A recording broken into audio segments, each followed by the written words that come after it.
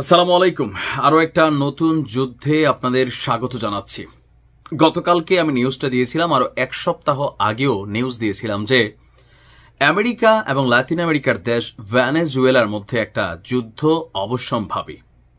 America বলছে যে মাদক পাচার রোধে ভেনেজুয়েলার প্রেসিডেন্ট যে আছে মাদুরো, তাকে সাইজ করতে হবে, তাকে শায়েস্তা করতে হবে যেন মার্কিন যুক্তরাষ্ট্রে এখান থেকে কোনো মাদক পাচার না হয়। আর সেইটাকে তারা প্রতিহত করার জন্য ভেনেজুয়েলার সমুদ্র সীমান্তে 8টা যুদ্ধজাহাজ, 1200 মিসাইল, 4000 সেনা মোতায়েন করেছে।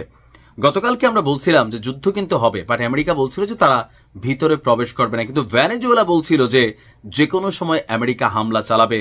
আর আজকেই সেই হামলা হয়ে গেছে। অলরেডি এই হামলায় 11 জন নিহত হয়েছেন। এখন ভেনেজুয়েলার সাপোর্টিং শক্তি বা একজন সাপোর্টার হিসেবে কিন্তু রাশিয়ার সাথে সম্পর্ক ভালো আছে, যদিও রাশিয়া এখানে সরাসরি কানেক্টিভিটি আনবে না।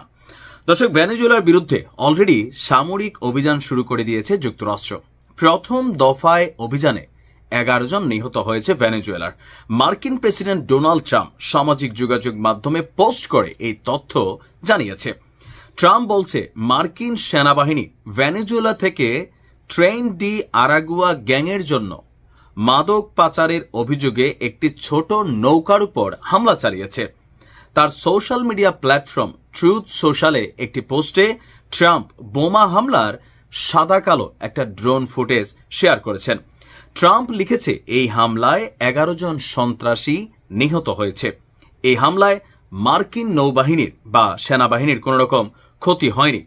দয়া করে এটিকে যুক্তরাষ্ট্রে মাদক আনার কথা ভাবছেন এমন যে কারো জন্য সতর্কীকরণ হিসাবে আপনার ব্যবহার করুন।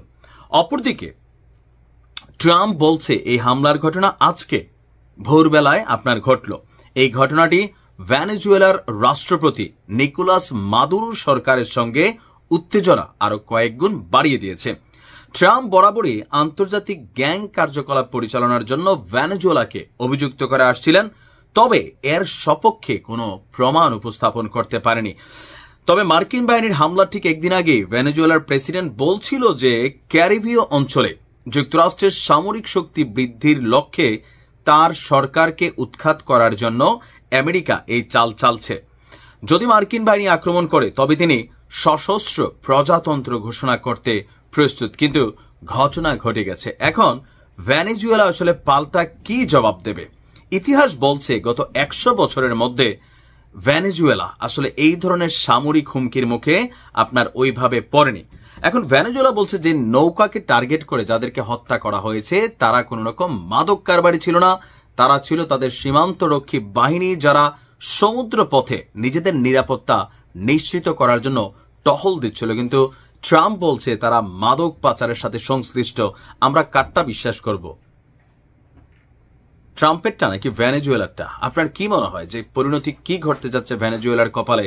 এই নামে কি পুরো ভেনেজুয়েলাই হাতছাড়া হয়ে যাচ্ছে? আমার ধারণা। ভালো থাকুন। আসসালামু আলাইকুম।